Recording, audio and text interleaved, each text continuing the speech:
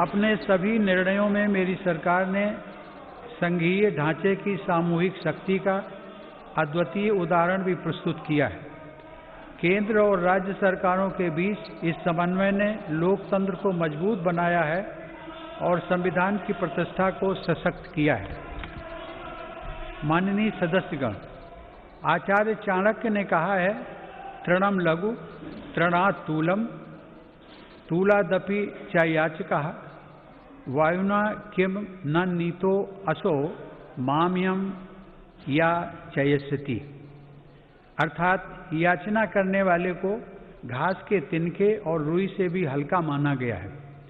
रुई और तिनके को उड़ा ले जाने वाली हवा भी याचक को इसलिए अपने साथ उड़ाकर नहीं ले जाती कि कहीं वह हवा से भी कुछ मांग न ले। इस प्रकार हर कोई याचक से बचता है।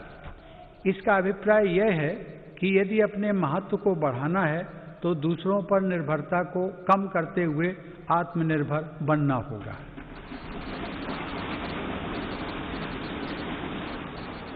आज़ादी की लड़ाई के समय हमारे स्वतंत्रता सेनानी जिस सशक्त और स्वतंत्र भारत का सपना देख रहे थे, उस सपने को सच करने का आधार भी देश की आत्मनिर्भरता से ही जुड़ा था।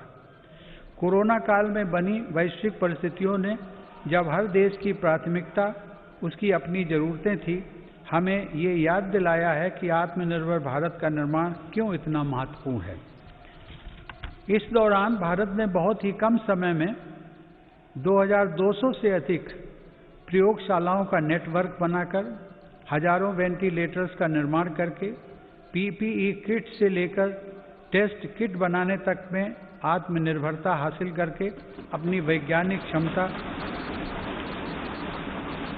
अपनी तकनीकी दक्षता और अपने मजबूत स्टार्टअप इकोसिस्टम का भी परिचय दिया है। हमारे लिए यह और भी गर्व की बात है कि आज भारत दुनिया का सबसे बड़ा टीकाकरण अभियान चला रहा है। इस प्रोग्राम की दोनों वैक्सीन भारत में ही निर्मित हैं। संकट के इस समय में भारत ने मानवता के प्रति अपने दायित्व का निर्वहन करते हुए अनेक देशों को कोरोना वैक्सीन की लाखों खुराक उपलब्ध कराई है। भारत के इस कार्य की विश्व भर में हो रही प्रशंसा हमारी हजारों वर्ष पुरानी संस्कृति सर्वे संतु निरामया की भावना के साथ जग कल्याण की हमारी प्रार्थना हमारे प्रयासों को और ऊर्जा दे रही है। माननीय सदस्यगण, मेरी सरकार द्वारा स्वास्थ्य के क्षेत्र में पिछले 6 वर्षों में जो कार्य किए गए हैं, उनका बहुत बड़ा लाभ हमने इस कोरोना संकट के दौरान देखा है। इन वर्षों में इलाज से जुड़ी व्यवस्थाओं को आधुनिक बनाने के साथ ही बीमारी से बचाव पर भी उतना ही बल दिया गया है। राष्ट्रीय पोषण अभियान, फिट इंडिया अभियान, खेलो इंडिया अभियान, ऐसे अनेक कार्यक्रमों से स्वास्थ्य को लेकर देश में नई सतर्कता आई है।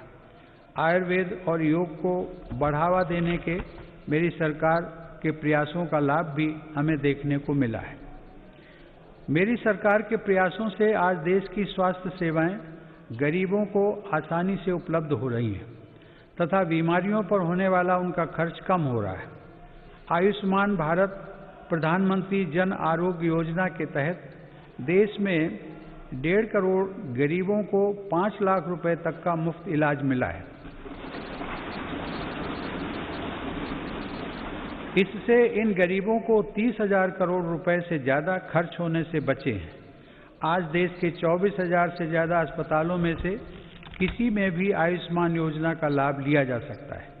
इसी तरह प्रधानमंत्री भारतीय जन औषधि योजना के तहत देश भर में बने 7,000 केंद्रों से गरीबों को बहुत सस्ती दर पर दवाइयाँ मिल रही हैं। इन केंद्रों में रोजाना लाखों मरीज दवाई खरीद रहे हैं। कीमत कम होने की वजह से मरीजों को सालाना लगभग 3,600 करोड़ रुपए की बचत हो रही है। माननीय सदस्यगण, देश में स्वास्थ्य सेवाओं के विस्तार के लिए मेडिकल शिक्षा का विस्तार भी अत्यंत आवश्यक है। साल 2014 में देश में सिर्फ 387 मेडिकल कॉलेज थे, लेकिन आज देश में 562 मेडिकल कॉलेज हैं। बीते 6 वर्षों में अंडर ग्रेजुएट और पोस्ट ग्रेजुएट चिकित्सा शिक्षा में 50,000 से ज़्यादा सीटों की वृद्धि हुई है। प्रधानमंत्री स्वास्थ्य सुरक्षा योजना के तहत सरकार ने 22 नए एम्स को भी मंजूरी दी है।